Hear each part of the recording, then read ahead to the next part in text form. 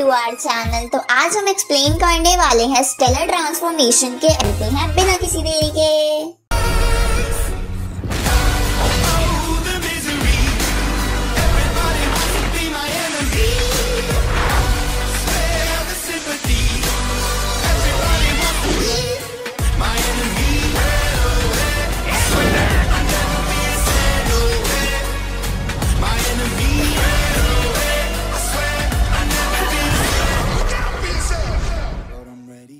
तो एपिसोड 1 की शुरुआत में हम एक नरेटिंग वॉइस को सुनते हैं जो हमें एक अलग यूनिवर्स के बारे में बताती है, जिसके एक प्लैनेट पर इंसान, देवता और राक्षस रहते थे, जहां पूर्व दिशा में राक्षसों का राज था और पश्चिम दिशा में इंसान रहते थे, जो 3 टेरिटरीज में डिवाइड थे और उन टेरिटरीज की रक्षा देवता करते थे, जो वहां के राजा भी थे, ताकि इंसान राक्षसों से बचकर आराम की जिंदगी जी सके। इन टेरिटरीज में सबसे ताकतवर चू टेरिटरी थी। अब वो नरेटिंग वॉइस हमें बताती है कि अगर किसी भी आम इंसान को देवता बनना है तो उसे अपने अंदर की ताकत को पहचान कर कई त्याग करने होंगे, जिसमें अनकाउंटेबल पेन होता है, जिसकी वजह से सिर्फ कुछ ही लोग उस प्रोसेस को पूरा कर पाते हैं। अब सीन चेंज होता है और हम पूर्व की सभी टेरिटरीज की रक्षा करने वाले एक बड़े देवता यानी राजा को देखते हैं, जिनका नाम विलियम था, जो अपने तीसरे सबसे छोटे बेटे एलेक्स के साथ अपने घर के गार्डन में पौधा लगा रही थी। तभी वहाँ पर पर्पल कलर के कपड़े पहनकर 12 लोग आते हैं जो तारों के ज्ञानी थे और उनको देखकर भविष्यवाणी करते थे। अब वो लोग विलियम को बताते हैं कि एलेक्स एक आम इंसान से देवता नहीं बन पाएगा, क्योंकि इसके बॉडी के अंदर का एनर्जी सोर्स ठीक नहीं है, जो अरबों में सिर्फ एक में पाया जाता है। इसे सुनकर विलियम जेफ नाम के एक बंदे के पास इसका उपाय ढूंढने के लिए जाता है, लेकिन वहाँ पर भी उसे कुछ हासिल नहीं होता। ये सुनकर विलियम थोड़ा निराश हो जाता है और एलेक्स को मिस्ट्री विला नाम की एक सेफ जगह भेज देता है, ताकि एलेक्स को नुकसान ना पहुँचे, क्योंकि पावर्स ना होने की वजह से एलेक्स राक्षसों से नहीं लड़ सकता था। अब 2 साल बीत जाते हैं और हम एलेक्स को देखते हैं, जो बहुत ज्यादा खुश था, क्योंकि हर साल उसी दिन एलेक्स की डैड उससे मिलने आया करती थी। जब एलेक्स इस खुशी में झूम ही रहा था, तभी एलेक्स की ग्रैंडफादर लियाम एलेक्स को एक बर्ड गिफ्ट में देती है, क्योंकि एलेक्स हमेशा ज्यादातर अकेला ही रहता था।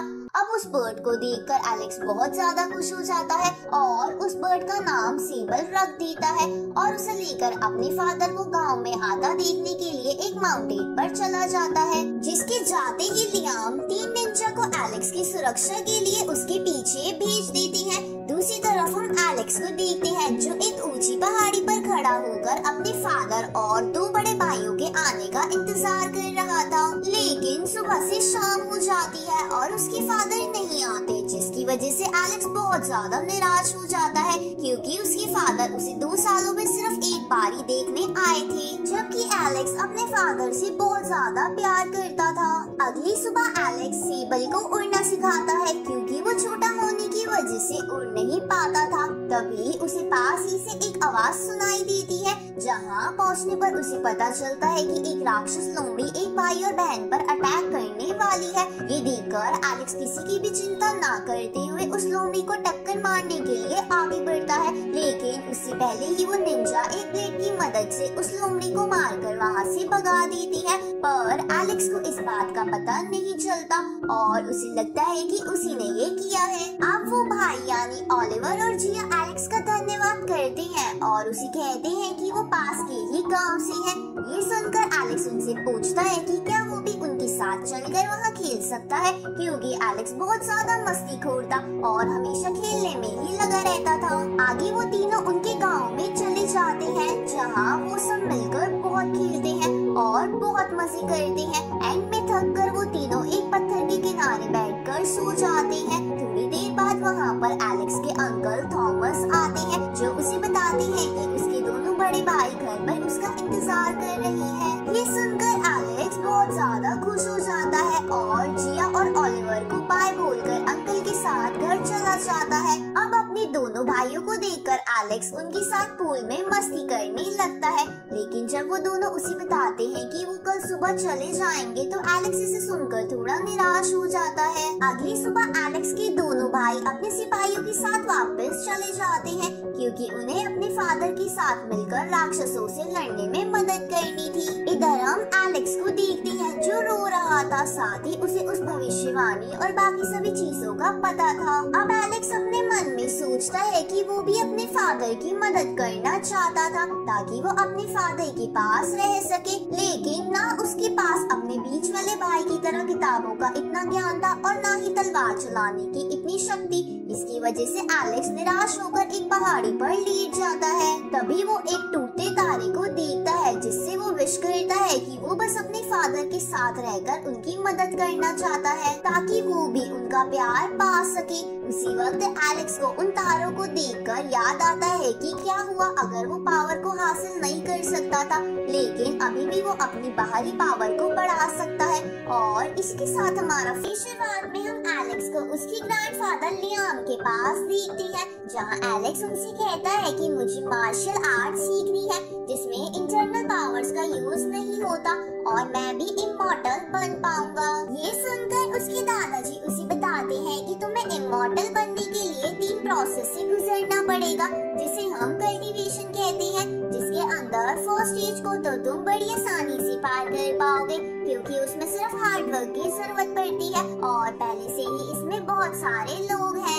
लेकिन जब तुम सेकंड स्टेज में पहुंचोगे तो तुम्हें अपनी अंदर की एक स्पेशल पावर को पहचानना होगा जिसमें ज्यादा लोग सफल नहीं हो पाते और कुछ हजार लोग ही पास हो पाते हैं। पर जैसे ही तुम थर्ड यानी इमॉर्टल की स्टेज पर पहुंचोगे तो तुम्हें पता चलेगा कि वो स्टेज क्रॉस करना लगभग नामुमकिन है क्योंकि उसके अंदर साउथ में जाकर एक हार्ड ट्रेनिंग करनी पड़ती है जिसमें आज तक सिर्फ 3 ही लोग सफल हो पाए हैं, जिसमें एक तुम्हारे अंकल जेफ भी हैं। ये सुनकर एलेक्स कहता है कि ये तो बड़ा मुश्किल लगता है, तो उसके ग्रैंडफादर उसे कहते हैं कि अगर तुमने थर्ड स्टेज को क्रॉस कर लिया तो तुम अपने फादर के साथ मिलकर उनके एक बहुत बड़े सपने को पूरा कर पाओगे। ये सुनकर एलेक्स ठान लेता है कि वो थर्ड स्टेज क्रॉस करके ही रहेगा और वो अपने दादाजी से उसकी मार्शल आर्ट्स की ट्रेनिंग स्टार्ट करवाने के लिए मास्टर्स को बुलाने के लिए कहता है। तो लियाम विलियम को खत भेजकर 10 स्पेशल मास्टर्स को उस विलेज में बुलवा लेते हैं। अगली सुबह लियाम एलेक्स को उन 10 मास्टर्स में से एक को चुनने को कहता है, पर एलेक्स थोड़ा कंफ्यूज था, इसलिए वो उन सभी मास्टर्स को अपनी आर्ट दिखाने को कहता है ताकि वो सही को चुन सके। ये सुनकर वो सभी एक एक करके अपनी आर्ट दिखाने लगते हैं और एंड में एलेक्स मास्टर ली को अपना गुरु बनाने का डिसाइड करता है क्योंकि ऐसी सिचुएशन में भी मास्टर ली बिल्कुल शांत थे। अब शाम को एलेक्स के ग्रैंडफादर उसे इंटरनल पावर को एक्टिवेट करने के लिए एक लॉक किए हुए बॉक्स में कुछ स्क्रोल्स देते हैं जिन्हें खोलना बड़ा मुश्किल था, लेकिन एलेक्स उन्हें बड़ी आसानी से खोल देता है। ये देखकर उसके ग्रैंडफादर भी हैरान हो जाते हैं। अब एलेक्स उन स्क्रोल्स को पढ़कर ध्यान लगाते हुए अपनी इंटरनल पावर्स को एक्टिवेट करने की कोशिश करता है, लेकिन कई बार ट्राई करने पर भी वो ऐसा नहीं कर पाता। अगली सुबह एलेक्स अपनी ट्रेनिंग स्टार्ट करने के लिए सुबह सुबह मास्टर ली के पास जाता है, लेकिन वो थोड़ा लेट हो गया था, इसलिए मास्टर ली उसे पनिशमेंट के तौर पर पूरे गांव का चक्कर लगाने को कहते हैं, जिसे एलेक्स थकते हुए पूरा करने ही वाला था। पर तभी मास्टर ली उसे एक और चक्कर लगाने को कहते हैं क्योंकि वो बहुत ज्यादा स्लो था। अब ऐसा करते करते कई महीने बीत जाते हैं, जहां इतनी रनिंग के बाद मास्टर ली एलेक्स को कहते हैं कि ये तो मेरी ट्रेनिंग की बस एक झलक थी, इसलिए अगर तुम्हें हार माननी है तो अभी मान लो। लेकिन एलेक्स अपने पिता का सपना याद करते हुए हार मानने से साफ इनकार कर देता है। अब मास्टर ली एलेक्स की ट्रेनिंग स्टार्ट करते हैं, जहां वो कभी उससे वेट उठवाते थे तो कभी उसके हाथों और माइंड की प्रैक्टिस करवाते थे। अब धीरे धीरे एलेक्स को भी इस ट्रेनिंग में मजा आने लग गया था। अब ऐसे ही 6 महीने बीत जाते हैं और हम एलेक्स को उसी लोमड़ी डीमन के सामने देखते हैं, जिसे इतनी प्रैक्टिस करने की वजह से एलेक्स शुरू में तो हरा पा रहा था, लेकिन एंड में उसे भागना पड़ता है और मास्टर ली उसे आकर बचाते हैं। ये देखकर एलेक्स उन्हें कहता है कि मैं और भी ज्यादा ट्रेनिंग करूंगा और वो ऐसा करता भी है। अब 6 महीने और बीत जाते हैं और मास्टर ली के जाने का समय हो जाता है क्योंकि उन्हें एलेक्स की फादर की मदद करने के लिए वहाँ जाना था, लेकिन इसकी वजह से एलेक्स थोड़ा निराश हो जाता है क्योंकि इतने गुस्से वाले होने के बावजूद भी मास्टर ली उसकी बहुत केयर करते थे, जो एलेक्स को बहुत अच्छा लगता था। अब एलेक्स को निराश देखकर मास्टर ली उसे कहते हैं कि मुझे जाना ही होगा, मैंने तुम्हें एक दिशा खुद ही करनी होगी।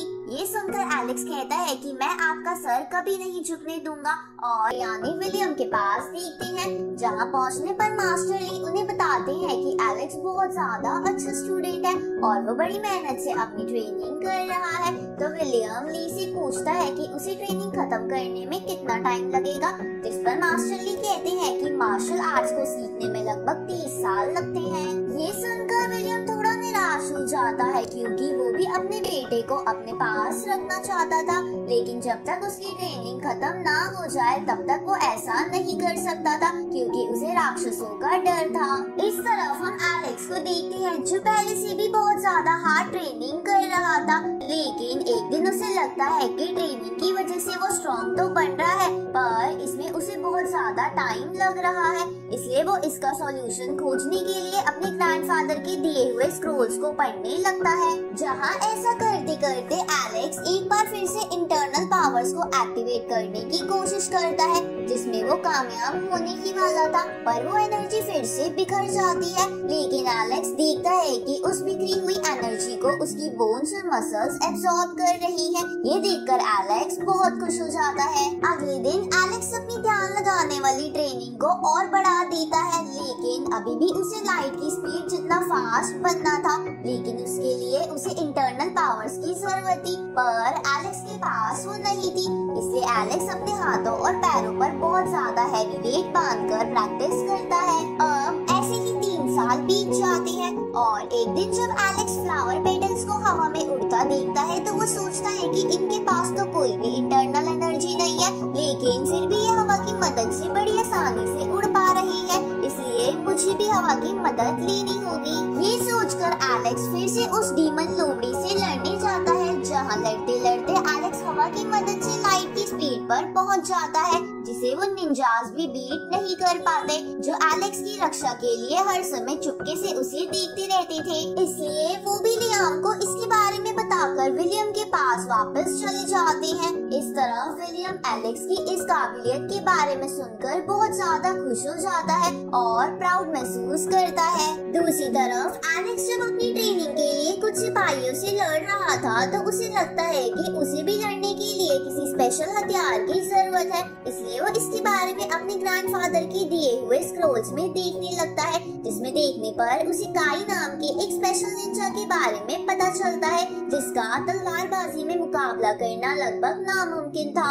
अब एलेक्स उन स्क्रोल्स को पढ़ते पढ़ते गलती से उनकी एक सीक्रेट सील को तोड़ देता है, जिसके टूटते ही काई का होलोग्राम बाहर आता है जो उसे बताता है कि वो एक मर्डरर निंजा है जो कमांड मिलने पर लोगों का मर्डर करते हैं। लेकिन हमारी ट्रेनिंग बिल्कुल भी आसान नहीं होती। जब हम छोटे होते हैं तभी से हमसे मर्डर करवाए जाते हैं। ये सुनकर एलेक्स हैरान हो जाता है। इसके बाद काई उसे उसकी एक स्पेशल टेक्निक के बारे में बताता है, जहाँ वो अपने हाथ में एक तलवार को ऐसे छुपा लेता था कि किसी को भी पता न चले और एकदम से लाइट की स्पीड में उस तलवार को बाहर निकालकर सामने वाले को मार देता था।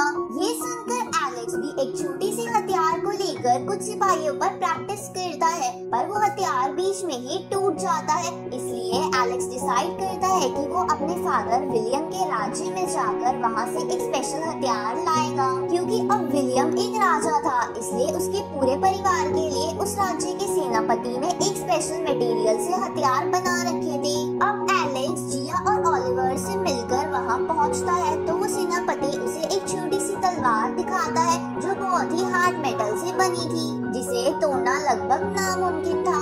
वो तलवार एलेक्स को बहुत पसंद आती है, इसलिए वो उसे अपना पर्सनल हथियार बना लेता है। दूसरी तरफ हम कुछ मास्क वाले लोगों को देखते हैं जो ओलिवर और जिया के विलेज पर हमला करने के लिए आगे बढ़ रहे थे। और वीडियो को पूरा देखने के लिए आपका शुक्रिया। तो मिलते हैं आपसे नेक्स्ट वीडियो में, तब तक के लिए गुड बाय।